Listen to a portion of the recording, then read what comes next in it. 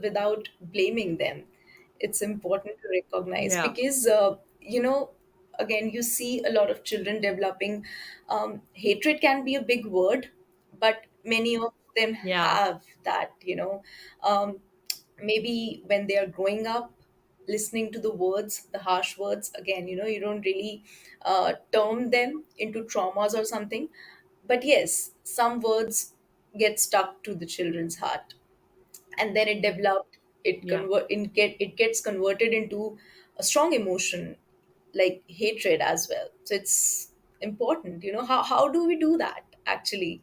And I want to Yeah. know, and it is not just about the parents, but it is also about our day-to-day life.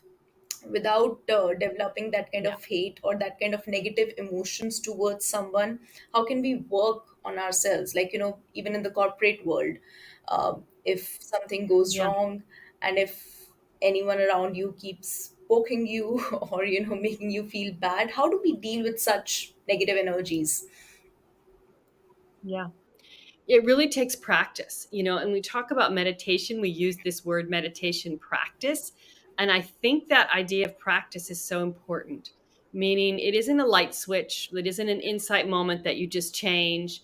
You're going to practice. And if you think about practicing a sport or practicing dance or practicing singing, you get better over time.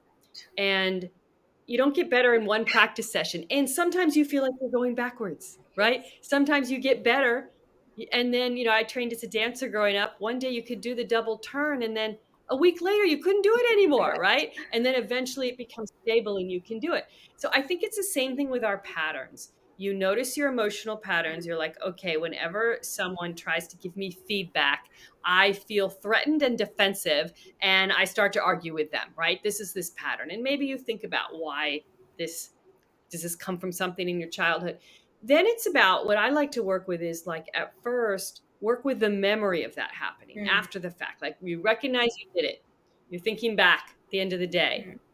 and go, where did I feel that feeling of defensiveness or I've got to fight this in my Okay. body? And then I try to, then there's chakra techniques to kind of let it go, let that not go.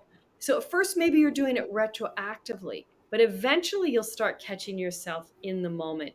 You may even notice where you feel it in your body in the moment, and then you have a choice, right? You have a choice. Oh, I just got triggered. Hmm. You take a breath, let that go, and respond in another way, not in my old habitual way.